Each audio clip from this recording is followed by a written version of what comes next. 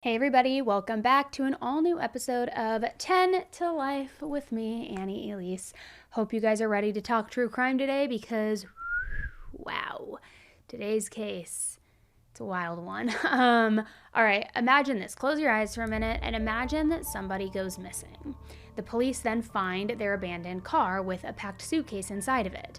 And they learn that the person has sent their friends a bunch of text messages saying they just need to get away from it all. You might be tempted to think that the person disappeared on purpose, right? I mean, that's the story that the evidence seems to be telling. And even though today's case begins that way, it takes some really shocking twists and turns along the way that really, quite honestly, just go to prove that things aren't always what they seem. So guys, let's get into it.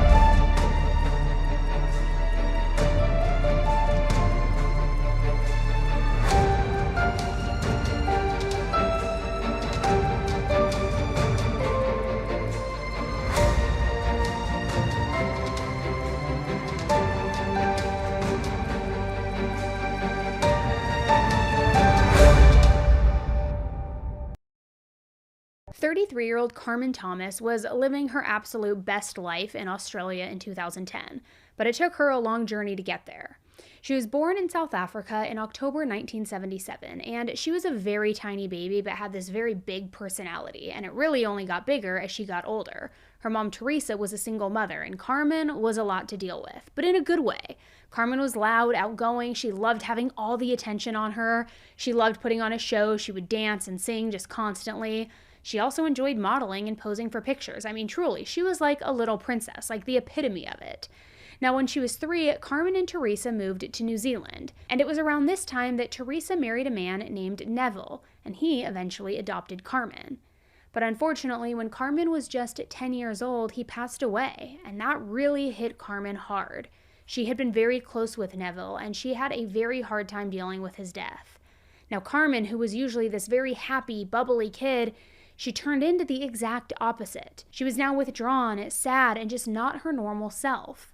Her mother hated seeing how upset she was, so she decided that they needed a change of scenery. So they moved to Yorkshire in the United Kingdom. They had a lot of extended family nearby, so it made them feel way less alone. Now, the move was a great change of pace for Carmen. She slowly started going back to her old happy-go-lucky self. She quickly made lots of friends, and Carmen basically became kind of like the queen bee of her friend group. Whatever she wanted to do, they would do. Carmen wasn't afraid of anything either, and like most teenagers, she did get into a bit of trouble. She liked to party, sneak out at night, and just have a good time. And while this behavior often upset her mom and even her friends' parents, I mean, Carmen just didn't really care. When Carmen was in secondary school, which is like high school, her mom wanted to move back to South Africa. But Carmen was almost ready to graduate, and all of her best friends were in the UK, so she didn't want to move and start over all over again. So Carmen convinced her mom to let her stay at home while her mom moved back to South Africa, alone. Carmen stuck around with her friends, family, and was pretty much just couch surfing at the time, staying with whoever would take her in for the night. And then after she graduated, Carmen bounced from town to town for a few years. And she was kind of taking advantage of being young and having almost no responsibilities. And so eventually she moved to Southampton to go to college. Then, in 2000, when Carmen was just 23 years old, she was diagnosed with bowel cancer. Now, as I'm sure you can imagine, it was a really scary time for her, especially being so young. And for the time being, she had to pause school while she got chemotherapy. Thankfully, the treatment worked, and she went into remission around 2001 or 2002.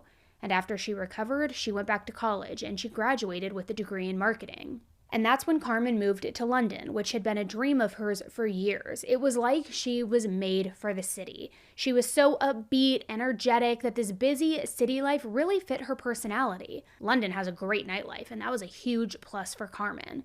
Now keep in mind, Carmen could charm her way into just about any situation. She was beautiful, and she really used that to her advantage. She could get men to do almost anything for her. Like, for example, say they went to a club, but there was a long line out front. Carmen would somehow convince security to just let them in ahead of everybody else.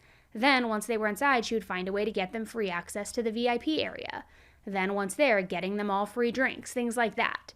People were just naturally drawn to her. This included a man named Brad Callaghan. Now, Brad was just 1 year older than Carmen, and he was from New Zealand and an engineer. He graduated from college in 2001 and lived in Australia for a little while before moving to the UK. Sometime around 2003, Carmen was having another night out when she met Brad. And he was pretty similar to her in the fact that, people were just drawn to him. Everybody described him as this genuinely good guy who really liked to have fun. And because of that, naturally, they were both just, immediately drawn to one another, like a magnet. Carmen was absolutely beautiful. She was striking, and she was one of the few people who looked great either as a blonde or a brunette. She had this big smile, round rosy cheeks, a petite build, these dark little captivating, alluring eyes. And Brad kind of had the tall, dark, and handsome thing going on. So they began dating, and their relationship moved very fast. Too fast. Carmen had moved into Brad's South London apartment just within a few months. Now, the problem was their relationship was also constantly on again, off again, and this went on for a while. Some of Carmen's friends said that the relationship was volatile, but they never explained why. To others, it just seemed like Carmen and Brad had rushed into a relationship, when really they were just better off as friends. But then, in 2004, Carmen found out that she was pregnant. This was a big wake-up call to both Brad and Carmen, and they took this as a sign that it was time to fix their relationship. They needed to fix their problems, create a more stable environment for the baby. Carmen had grown up with a single parent, and Brad's parents had divorced when they were young, so they knew what it was like to live in a broken family, and they didn't want their baby to go through the same thing. So they were working on their relationship, and then in March of 2005, Carmen gave birth to a son, and they named him Jack. She and Brad were very dedicated parents. Their lives revolved around Jack. But for whatever reason, they still just couldn't make the relationship work. They really wanted to be a good example of how a marriage could succeed, but they realized that they weren't doing that by being together because they were constantly fighting. And they didn't want Jack to grow up thinking that that's what love was like. So they figured that it would be better for Jack to have parents who were separated but happy instead of parents who were together but fighting all the time. So because of that, Brad and Carmen broke up. Now, they were still going to co-parent together. Like I said, they were both dedicated to Jack, and they were willing to put their personal feelings about each other aside for him. And it turned out that this worked really well. Brad and Carmen were great at co-parenting. Their lives were so much more peaceful after they made this decision to separate too, that it just made it a pleasant environment. But soon after Jack was born, Brad moved back to New Zealand for work, and Carmen really wanted Jack to have both parents in his life. So then in 2008, Carmen decided to move to New Zealand to be closer to him. They lived in the Auckland area, and Brad and Carmen actually got homes in the same neighborhood, only about 1.5 miles from one another. It was a very nice area with great schools, which was especially important for Brad and Carmen because Jack was going to be getting to that age pretty soon. Brad started dating somebody new, and this new person that he was dating ended up becoming pregnant in 2010. Carmen was actually really excited about it. She thought that it was going to be great for Jack to have a sibling. Carmen even met Brad's new partner, and she loved her. So to Carmen's friend, the situation was almost too perfect. Most of the time you hear stories about ex-partners not getting along, and then when you throw new partners into the mix, there's jealousy, things seem to get worse, it gets messy. But that was the complete opposite of Brad and Carmen's situation. It really was the ideal example of a mutual breakup where the former boyfriend and girlfriend, they did manage to be friends afterward. So on June 29th, 2010, Carmen and Brad met up to talk about an issue at Jack's school. Like always, everything apparently went smoothly. They were very cooperative with one another. And then afterward, Jack went home with Brad because it was his turn to have custody for the week. But when it was time for Jack to go back to Carmen, Brad tried calling her, but she didn't pick up. She also didn't call him back.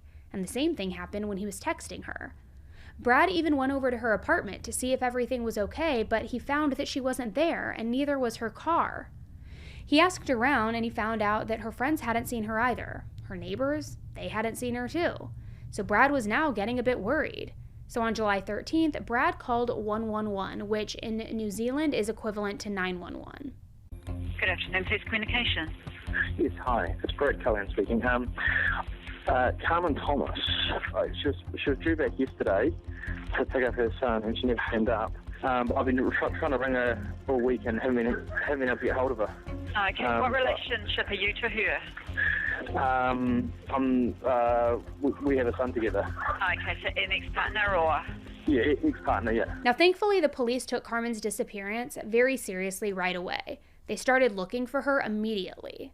Brad had mentioned that Carmen's car was missing, and it didn't take the detectives very long to learn that just a few days before, Carmen's car had been found abandoned.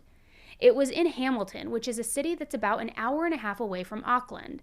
Now, someone who lived there had seen the car on the street, thought something was super off about it, so that's why they called it in. It was actually in a residential area, so they had never even seen that car before. So they had reported the car to the police and eventually had it towed out of the area. Now, the police recovered the car and they brought it back on July 13th, the same day that Carmen was reported as missing. So like I said, they really wasted no time at all trying to find her. They searched the car, which was pretty messy, and oddly enough, a packed suitcase was found in her back seat. It was full of clothing. Nothing too unusual, but still strange. It wasn't like Carmen often kept a packed suitcase just in her car. But then they also found 2 envelopes in the glove compartment. One had a note on it, which was addressed to Carmen and talked about how she owed a debt to somebody. And then the other envelope was addressed to a Misty, and it had the phrase, "Thanks, hun," written on the front, and it had cash inside.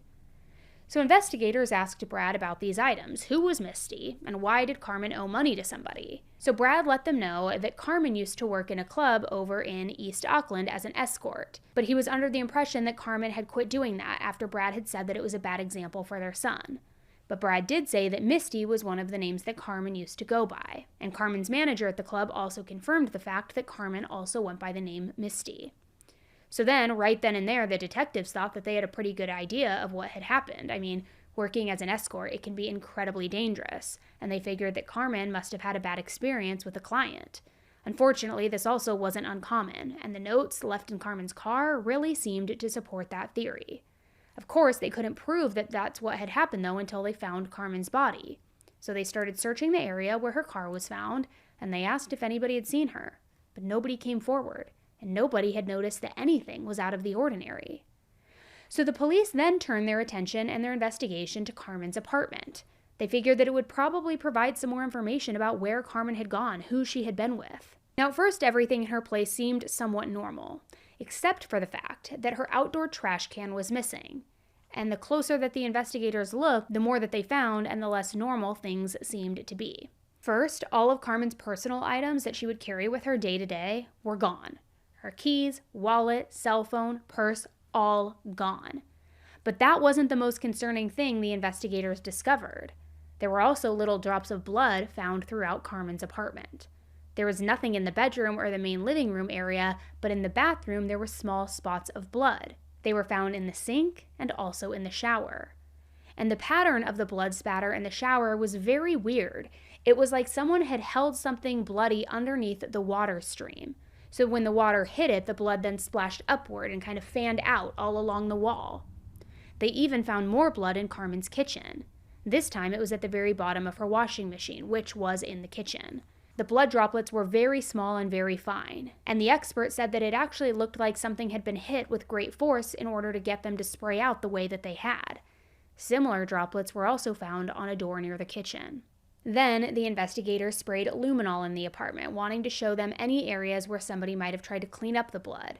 And in the bathroom, there were multiple smears. And in the dining area, there were blood droplets all over a rug, which what looked like bloody footprints. It painted a gruesome scene. Investigators expected to find blood smears in the kitchen, where they had already found those droplets, but there was nothing. However, they did find a very strange oily residue on the floor, and they figured that this might have been preventing the luminol from working properly. So they swabbed some samples of this oily residue for forensic testing, and they took also the blood that was found in the kitchen and the bathroom. They sent all of this stuff to the lab too, and everything too that they had found in Carmen's car, like the notes in the suitcase. They needed to figure out what all of this meant. What was all of this? And while they were waiting for the results, they got to questioning Carmen's friends and family. They discovered that Carmen had been in contact with some friends by text message in early July, but nobody had actually seen her since late June. In those last couple of text messages that she sent, Carmen told her friends that she just needed a break. She was going to go out to Hamilton for a little while. Carmen even texted her manager at the escort agency that she would be gone for a few days. So it kind of seemed to explain why Carmen's car was in Hamilton and why she had packed a suitcase, right? But her friends disagreed with that theory. Carmen would never just get up and leave like that. Plus, before she texted her friends, she made no mention of wanting to go on a solo vacation. It was all extremely sudden. Plus, she definitely would not just leave her son. Also, some of Carmen's messages, they seemed weird. The people who texted with Carmen regularly knew the kinds of words that she used, the kinds of phrases that she used. And these texts, they just did not sound like her. She never really used abbreviations or spelled words wrong, but this last set of text messages, not only did it have typos, but it had more abbreviations.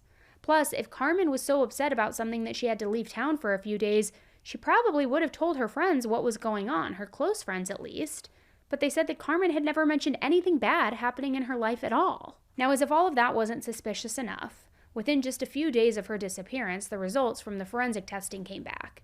The investigators had discovered that all of the blood in Carmen's apartment was a match to her.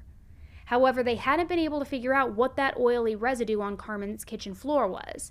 They tried comparing the stuff to hundreds of other substances in their system, but nothing was a match. Additionally, they found that Carmen's blood was also in the car and in the suitcase. On top of that, the notes that were found in her car were also tested for DNA. Carmen's DNA was on both notes, but there was also the DNA of an unknown person.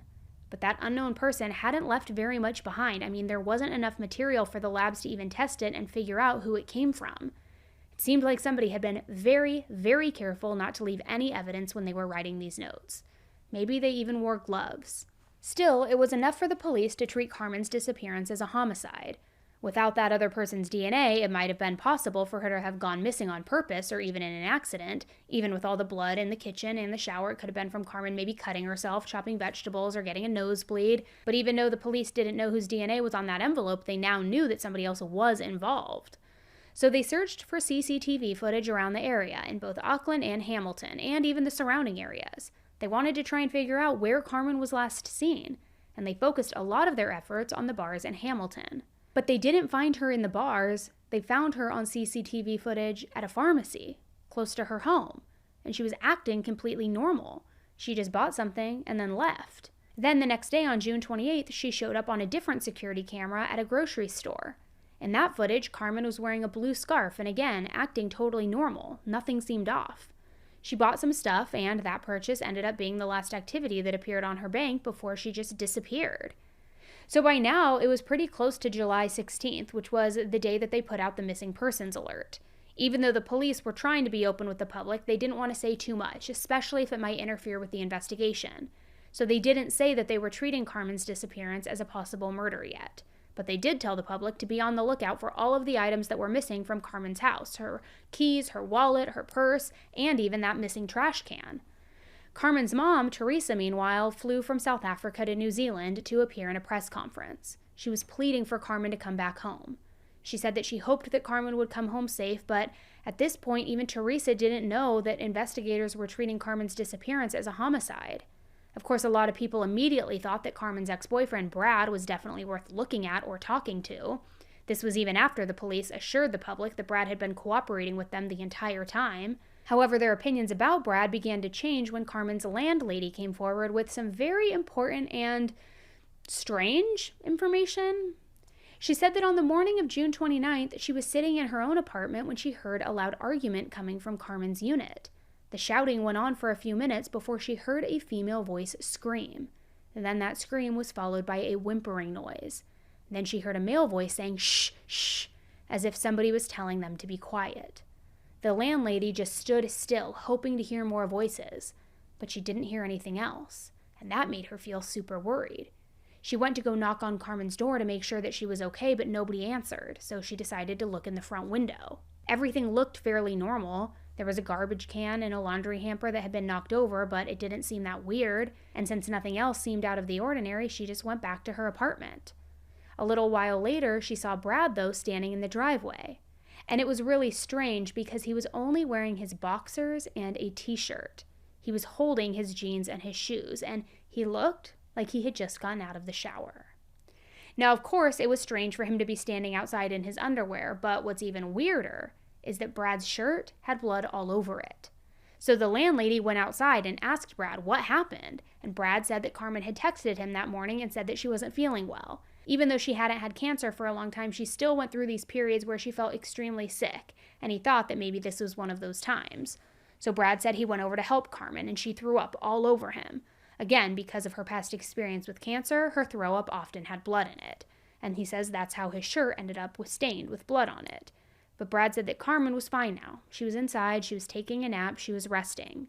The landlady then asked if she should go check on Carmen later, but Brad insisted that she was okay. She just shouldn't go over there because Carmen now needed to rest. So the landlady went back to her apartment, but she felt something was off. She wasn't really happy about it. So she texted Carmen later that day, asking her if she was okay. And Carmen texted her back.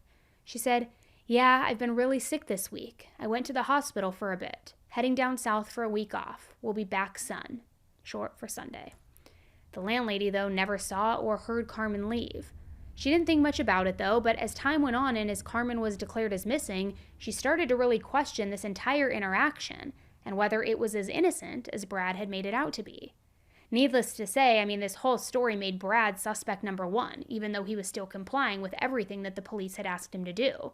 He provided them with a DNA sample, gave them access to his phone, his bank records.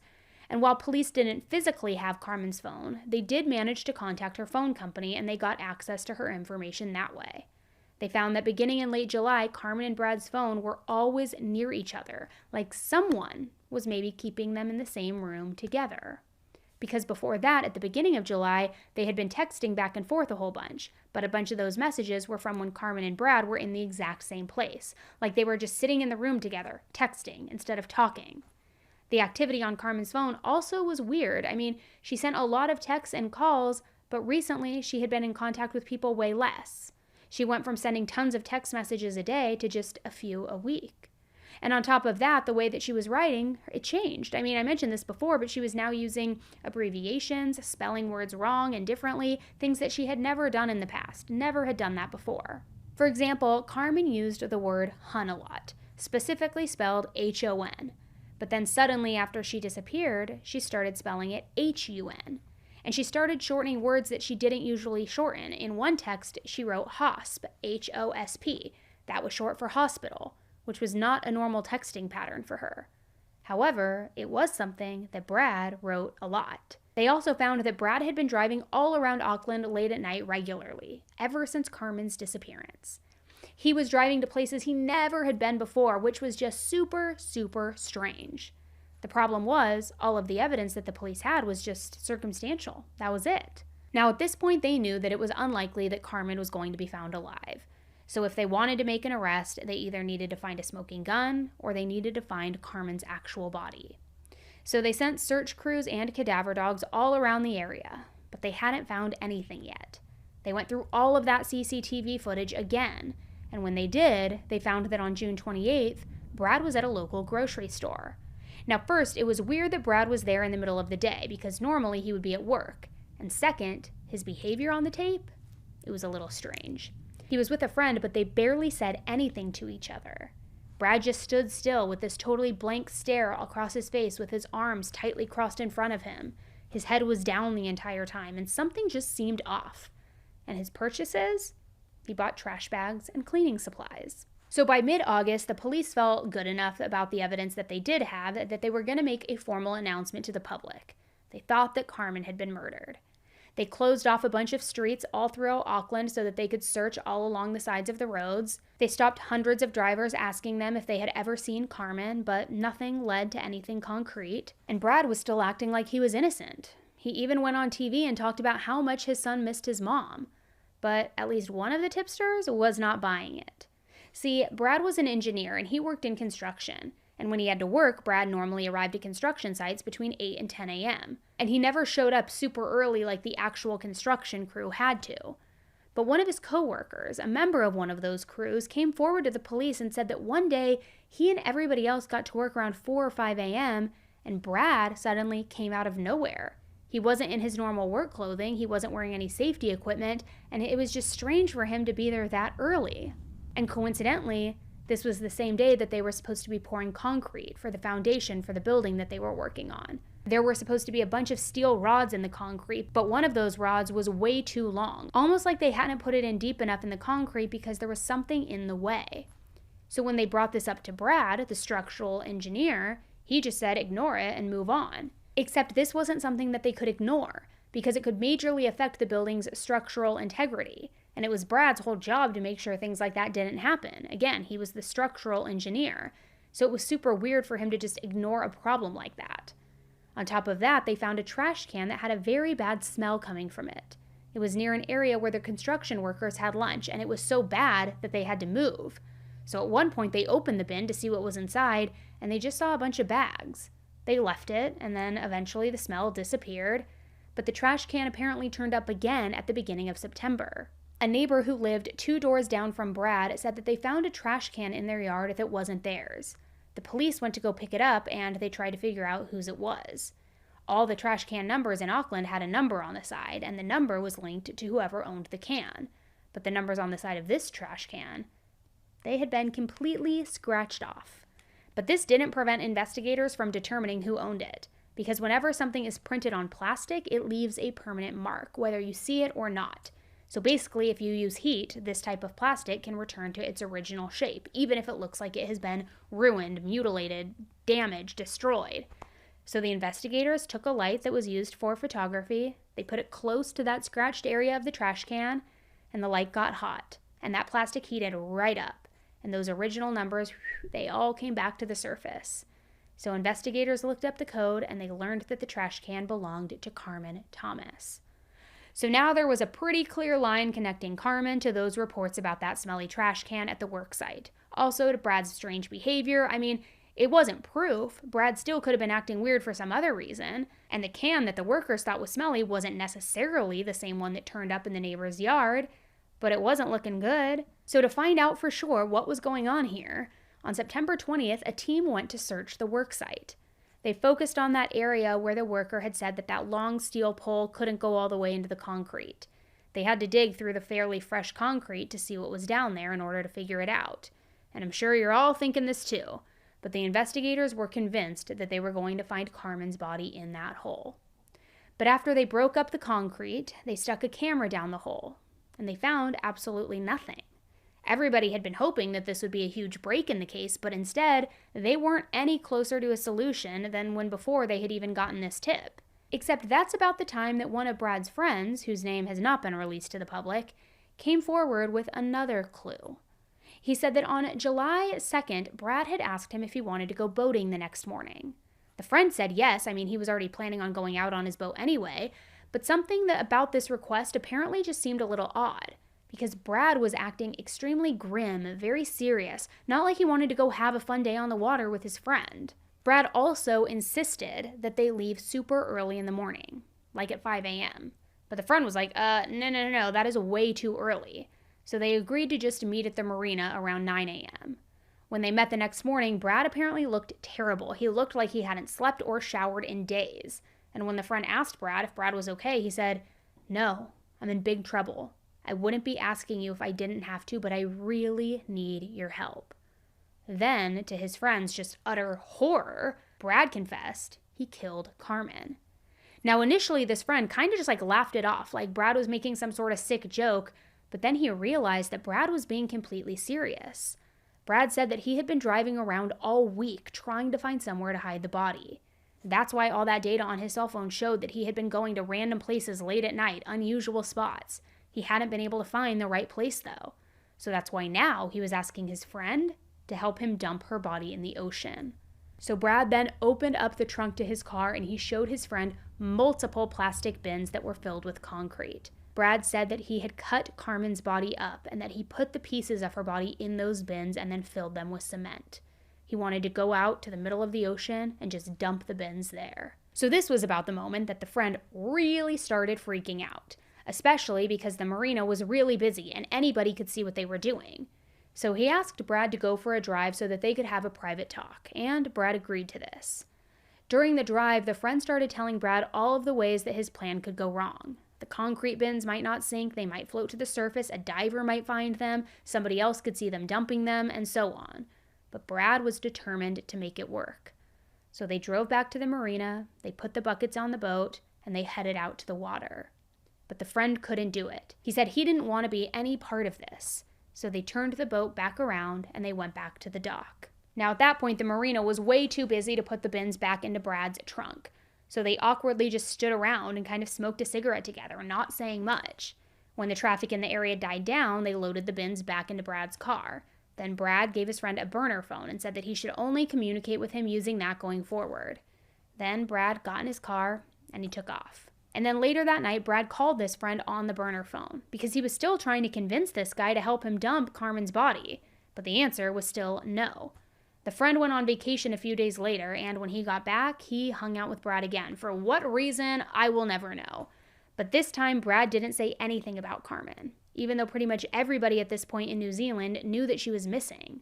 Later on, though, Brad told him that if the police were to ask, to say that they had just gone out fishing that day. Nothing out of the ordinary. Which honestly, that is so ridiculous that this friend who wasn't willing to cooperate, which thank God, but why not go to the police right away? Why go on vacation like nothing happened? Why not go to the police right away when you find out this information? And this wasn't the only friend who Brad went to in order to ask for help. A totally different person said that Brad had suddenly showed up at his house one time and was just freaking out. He was shaking, he was rambling about how he had killed Carmen, how he needed to bury her body. And he begged his friend to help him, but this friend too refused and Brad left. But why are none of these friends calling the cops? Make it make sense. I don't understand. And remember how Brad was seen on that grocery store CCTV with another friend? Well, that friend also came forward. He said that Brad had admitted to him that he killed Carmen and that he texted him to meet him at the grocery store. He ended the conversation by saying, quote, "Can you please bring 3 black rubbish bags and a bottle of kerosene? Keep it quiet." So he met Brad at the grocery store, but forgot to bring the garbage bags, so they bought some, along with that cleaning supplies. Then they went back and cleaned Carmen's apartment together. Then yet another friend, count them, how many friends do we got now? Another friend came forward and said that Brad had tried to convince him to tell the police that he had seen Carmen around July 1st. That's a ton of people who were keeping this huge secret, right? I mean, it was just tip after tip after tip, all coming in at once after a months-long investigation into Carmen's disappearance. And I do not understand why everybody sat on this information for so long, or what just suddenly changed to now make them all speak up now. It just wasn't making sense. It's very bizarre. But it was enough for the detectives to arrest Brad, even though they still hadn't found Carmen's body. And this was now on September 21st. The arrest truly shocked a bunch of Carmen and Brad's friends. Clearly not everyone, since it sounds like Brad was blabbing about what he had done to a ton of people, but there were also lots of people who had never even suspected Brad at all, not even in the slightest. He always came across as a genuinely good guy, and even after they broke up, he and Carmen had seemed like they had such a good, healthy relationship with each other. Things looked like they were good between them. He had no motive. It didn't make sense. The police were trying to figure all of that out too, so after they arrested Brad, they searched his home. They found a receipt from the grocery store for the same day that he and that friend showed up on that security footage, and the receipt showed that he bought Scotch-Brite pads, cleaner, multiple size trash bags, and a few other random items like a celebrity magazine and vitamins.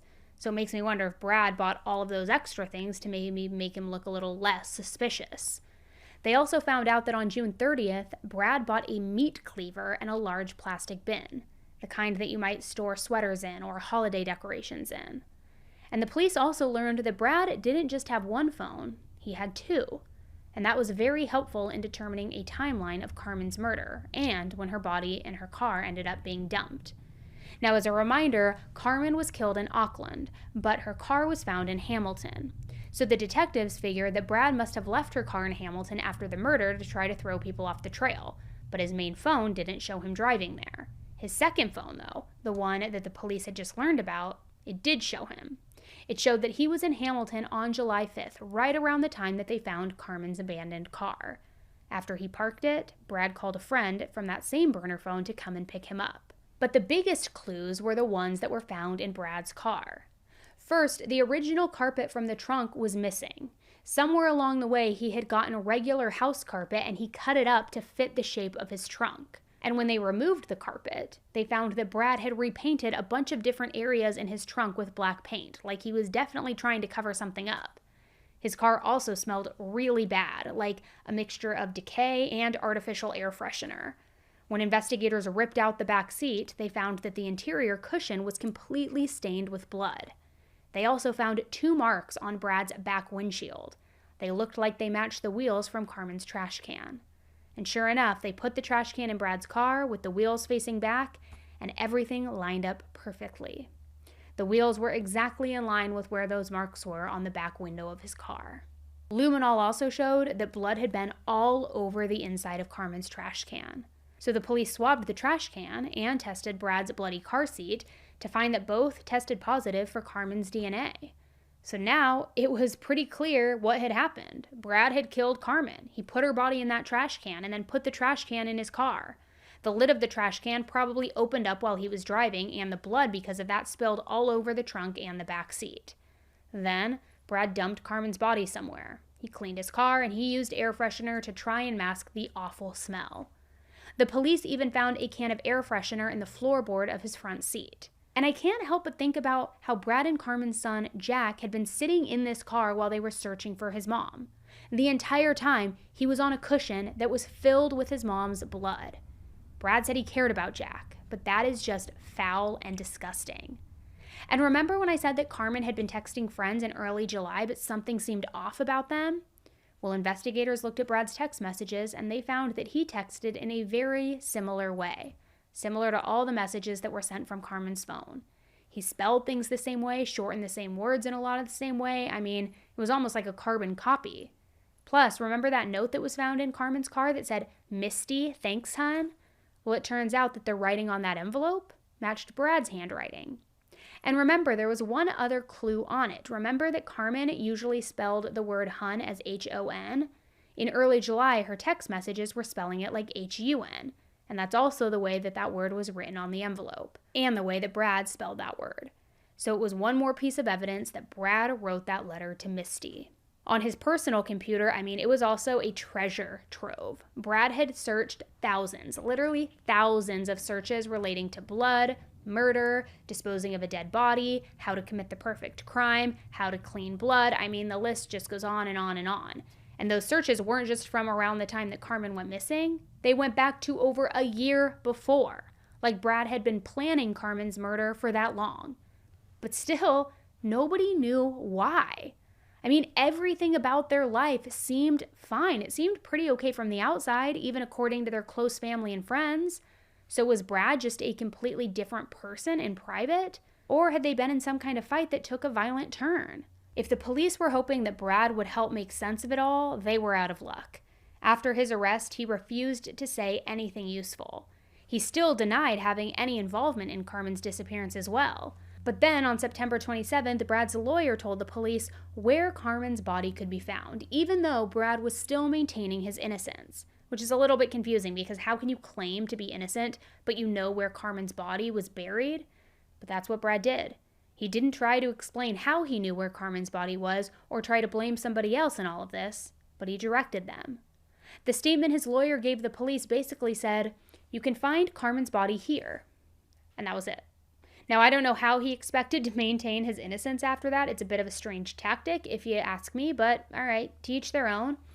So based on that tip, the investigators went out to an area in the woods in West Auckland, and it was an area called Waitakere Ranges. When the police got there, it was fairly obvious where Carmen was buried. There were multiple shallow graves in the area. In each one, the detectives dug up a plastic bin. One of the bins was very large and it had Carmen's torso in it, while the rest of the bins were smaller. Her arms and legs had all been cut in half and put into those smaller bins, and her head was placed in a smaller one as well, and each bin had been filled with concrete. A hearse arrived at the scene and Carmen's remains were removed, and as the car was leaving, everybody who was there just stood at the side of the road with their heads down, just in respect for her. And then her body was sent to the medical examiner for an official autopsy. And it was finally enough for them to charge Brad with murder and with perverting the course of justice. That second charge was because he actively tried to mess up the investigation by getting rid of Carmen's body, asking his friends to lie to the police, and trying to cover up all of the evidence. So by May 2011, Brad was still in jail, but he was still saying that he was innocent. 2 months later, in July, the results from Carmen's autopsy were released. The medical examiner had determined that Carmen had died from blunt force trauma. She had been hit in the head 8 times. Then in November 2011, the police finally got their answers about his motive. Brad changed his not guilty plea to guilty, and he admitted to killing Carmen, and he explained why he did it. He said that on June 29th, he went to Carmen's apartment to talk about the issues that Jack was having in school. Carmen said that Jack was being bullied and that he needed to change schools, but Brad said that wasn't happening. He said he had been in contact with Jack's teacher and she said that nothing was going on.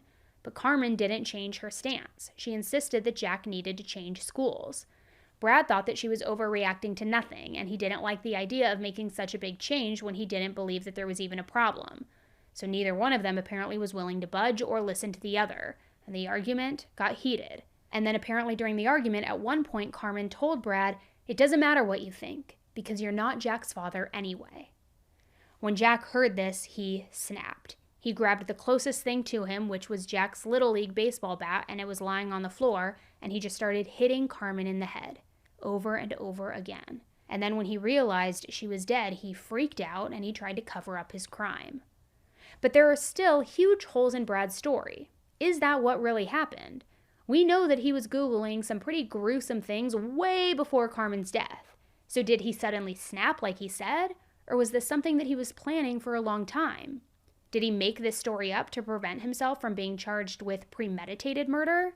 I mean, unfortunately, we will never know unless Brad comes forward with more information in the future. Nevertheless, between June 29th and July 13th, Brad went to the store, bought cleaning supplies, cleaned Carmen's apartment, and then tried to get his friends to help him dispose of her body. He packed a suitcase, put it in her car, making it look like she was going on a trip. Then he dumped her car in Hamilton and buried her body in the forest. Then officially reported her missing on July 13th, once he finally felt like he had gotten rid of all of the evidence that connected him to her death.